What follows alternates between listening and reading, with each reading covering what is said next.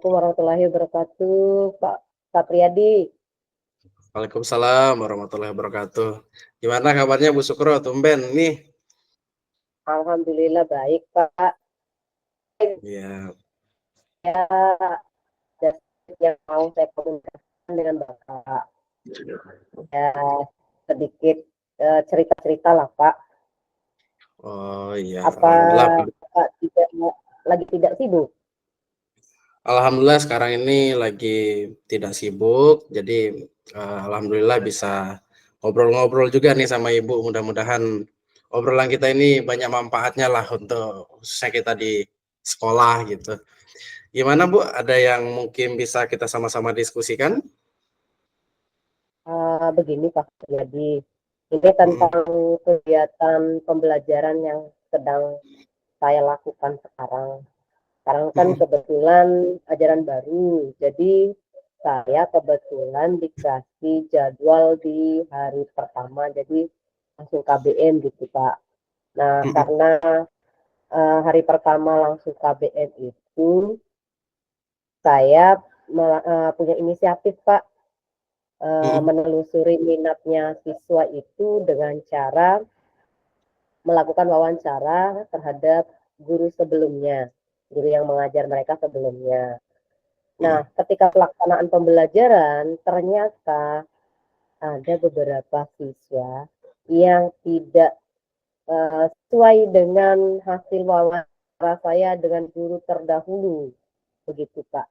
Sehingga anak-anak ini agak tidak tidak maksimal gitu dalam pembelajaran. Kira-kira bagaimana ini Pak, menurut Pak Satriadi?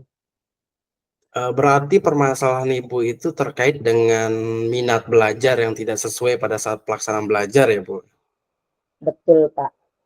Ya, jadi sebelum kita membahas lebih jauh mungkin terkait dengan minat belajar, jadi kira-kira kalau saya melihat ini Bu Sukro ini memang sangat perhatian sekali terhadap proses pembelajaran yang akan didesain, sehingga betul-betul bermakna kepada peserta didiknya. Kira-kira sebelum kita bahas mengenai solusinya untuk menyikapi permasalahannya Bu Sukro, kira-kira menurut Ibu ini apa sih tujuan daripada Ibu untuk mengetahui daripada minat peserta didiknya? Kalau menurut saya sih Pak, Mm-mm. penelusuran minat ini cukup membantu supaya anak-anak itu terakomodasi dalam kegiatan pembelajaran sehingga mereka menjadi lebih aktif partisipasinya. Jadi tidak jenuh gitu di dalam kegiatan pembelajaran. Mm-mm. Berarti Ibu Sukro betul-betul ingin menerapkan pembelajaran yang berdiferensiasi lah ya, sesuai dengan minat daripada peserta didiknya ya. Iya, betul Pak. Betul, saya juga sangat setuju apa langkah yang akan diambil Ibu Sukro ini terkait dengan perhatiannya terhadap peserta didiknya dengan tujuan tadi memahami minat daripada peserta didik kita memang tentu sangat bermanfaat sekali dalam kita mendukung proses pembelajaran yang akan kita laksanakan lebih-lebih di tahun ajaran baru ini. Nah, mudah-mudahan apa yang menjadi tujuan Ibu memahami daripada minat peserta didik ini sangat membantu dalam proses pembelajaran yang akan Ibu terapkan. Nah, dari yang Ibu alami, kira-kira permasalahan yang Ibu temukan pada saat proses pembelajaran, kira-kira menurut Ibu apa yang menyebabkan minatnya itu berbeda? Apakah wawancaranya belum maksimal atau eh, desain pembelajaran yang Ibu desain itu belum mengcover semua minat daripada peserta didiknya? Begini Pak Satriadi, saya awalnya itu kan melakukan wawancara di guru yang mengajar di awal dari kelas 11, saya mengampu kelas 12. Nah, sebagai pembandingnya supaya tidak mengambil kesimpulan yang salah, saya juga mengkomunikasikan dengan guru yang mengajar di kelas 10-nya. Nah, dari data yang diberikan oleh guru kelas 10 dan kelas 11 itu tidak berbeda sebenarnya yang mereka berikan. Minatnya hampir sama. Tapi pada kenyataannya setelah saya mengajar di kelas 12, anak-anak ini sudah naik di kelas 12 dan saya mengajar, ternyata berbeda dari yang saya dapatkan untuk beberapa anak, sehingga kurang maksimal untuk anak-anak ini mengikuti pembelajaran hari ini. Kira-kira menurut Ibu dari perkembangan psikologis anak yang naik kelas itu kira-kira berpengaruh nggak terhadap tidak stabilnya minat belajar ya? Bisa jadi mungkin, Pak. Ya, ya. Atau mungkin saya perlu menerapkan teknik yang lain selain wawancara. Betul, Bu. Jadi sebelum kita berbincang nih terkait dengan teknis, apa mungkin nanti memang sangat banyak sekali yang perlu kita diskusikan terkait dengan apa langkah nanti, Bu. Perlu juga kayaknya kita identifikasi penyebabnya, Bu, sehingga betul-betul terakomodir ketika nanti kita membuat sebuah rancangan tindakan. Seperti yang disampaikan Ibu tadi, betul. Mengidentifikasinya tadi dari hasil wawancara dengan guru sebelumnya, dan juga barangkali kita sama-sama sepakat barangkali ya Bu, terkait dengan semakin berkembangnya umur seseorang tentu mempengaruhi daripada minat mereka. Kemudian juga kalau menurut Ibu kira-kira lingkungan juga berpengaruh nggak terkait dengan perubahan cepatnya berubah minat daripada peserta didik kita? Saya rasa sih berpengaruh, karena Hmm. teman-teman bergaulnya dari kelas 10, kelas 11 kan enggak itu-itu aja gitu. Mungkin pergaulannya juga mempengaruhi. Berarti ketika dia naik kelas itu dirombak lagi ya teman-temannya, atau mungkin masih dia dalam satu kelas?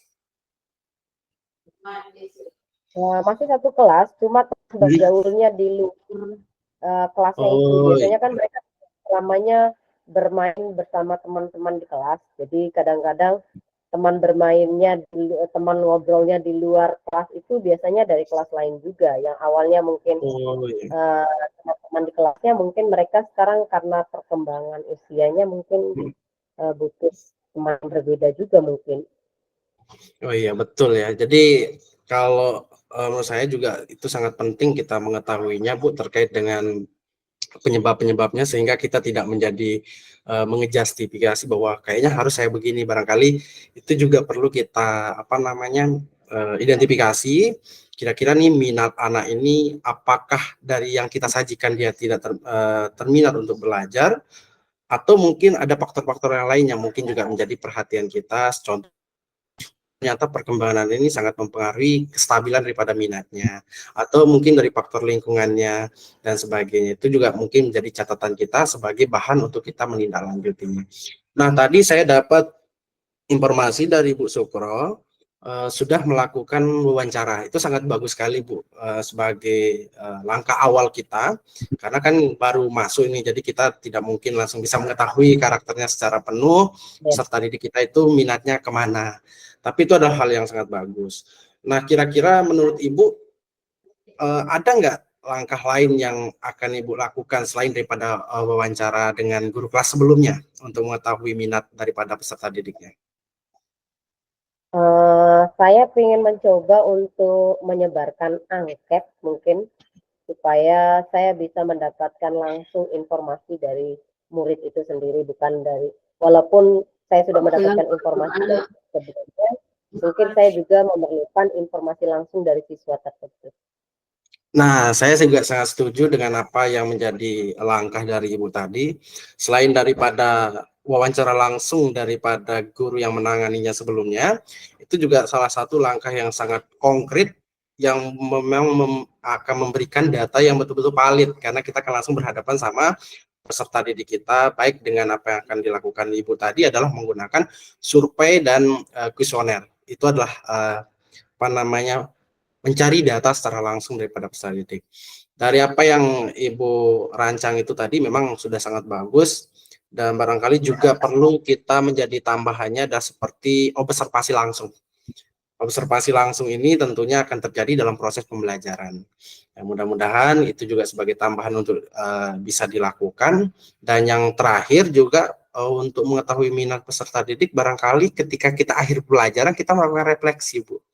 Itu juga sangat efektif untuk kita menyerap informasi terkait dengan minat daripada peserta didik kita. Nah, untuk refleksi ini memang sangat mudah kita lakukan. Misalnya selesai belajar, kita tanya bagaimana belajar kita hari ini, apa yang perlu kita sama-sama perbaiki. Nah, itu barangkali Bu terkait dengan apa namanya rencana aksi untuk menyikapi daripada permasalahan yang Ibu hadapi. Kira-kira menurut Ibu dari rencana tadi yang kita akan diskusikan tadi, kira-kira bagus nggak menurut Ibu untuk kita laksanakan? Saya rasa sudah cukup bagus lah untuk 2 kegiatan tambahan selain wawancara dengan guru sebelumnya. Saya bagikan kuesioner, kemudian melakukan refleksi, itu cukup mudah dilakukan dan saya rasa bisa mendapatkan data yang valid untuk memperbaiki kegiatan pembelajaran berikutnya. Mungkin untuk kedepannya saya boleh minta bantuan ke Pak Satriadi untuk mengamati bagaimana kegiatan pembelajaran saya setelah melakukan hal-hal tersebut. Baik Bu, jadi itu memang penilaian proses pembelajaran itu memang kita juga sangat perlu untuk melibatkan rekan guru yang lain, bukan saya tapi juga bisa rekan-rekan guru yang lain, sehingga kita bisa mendapatkan penilaian yang objektif untuk masukan perbaikan proses pembelajaran kita ke depannya. Nah, dari rencana yang tadi yang mudah-mudahan itu bisa dilaksanakan oleh Bu Sukro terkait dengan kalau wawancara tadi sudah alhamdulillah sudah sangat bagus langkah pertama yang dilakukan Bu Sukro. Kemudian yang kedua adalah untuk memberikan survei atau dalam bentuk kuesioner kepada peserta didik, kemudian melakukan apa namanya refleksi pada saat proses pembelajaran dan barangkali juga observasi langsung seperti yang disampaikan oleh Bu Sukro tadi. Kira-kira menurut Ibu bagaimana Ibu akan berkomitmen melakukan rencana tindak lanjut tadi? Apa yang akan menjadi motivasi Ibu sehingga Ibu betul-betul bisa konsisten melakukannya? Karena kita tahu nih minat itu kan selalu berubah-ubah gitu. Betul Pak. Komitmen saya itu ya saya tetap akan berpihak pada murid dengan melihat berdasarkan minat belajarnya dan tetap berusaha untuk memperbaiki di setiap kegiatan KBM yang akan saya lakukan ke depannya. Seperti itu Pak Satriadi. Ya, mudah-mudahan semangat Ibu ini tentunya berdampak positif bagi peningkatan kualitas pembelajaran yang Ibu desain. Karena saya lihat bahwa Ibu Sukro ini memang betul-betul orang yang sangat semangat untuk mencoba hal-hal baru dalam proses pembelajaran, tentunya mendesain pembelajaran yang berpihak kepada murid. Sesuai dengan perkembangan pendidikan yang sekarang, betul-betul kita diharapkan bagaimana kita memberikan pelayanan terbaik sebagai seorang guru kepada peserta didik kita untuk mereka belajar dengan nyaman, mereka belajar dengan senang, kemudian mereka belajar sesuai dengan kebutuhannya. Memang itu adalah kodrat yang betul-betul luar biasa Ibu akan terapkan. Dan mudah-mudahan harapan ini bisa apa namanya diimplementasikan oleh Bu Sukro di dalam proses pembelajarannya. Nah, itu Bu ya, mudah-mudahan bisa diimplementasikan rencana tindak lanjutnya tadi dan bagaimana menjaga komitmen dalam terus berupaya menyajikan proses pembelajaran yang baik. Terima kasih juga saya sampaikan Ibu Sukro sudah mau berbagi cerita ini ke saya untuk kita sama-sama mencari solusi terbaik untuk peningkatan pendidikan di sekolah kita ini. Iya, terima kasih juga Pak Satriadi sudah mau mendengarkan keluh kesah saya dan memberikan solusi untuk kedepannya supaya terjadi perbaikan dalam pembelajaran saya di kedepannya. Terima kasih Pak Satriadi. Sama-sama Bu. Kalau saya ada permasalahan, saya akan komunikasi juga lah sama Pak Satriadi. Baik, sama-sama Bu. Baik, Terima sama-sama kasih, Bu. Pak. Oke, sama-sama. Ya, Assalamualaikum. Waalaikumsalam warahmatullahi wabarakatuh.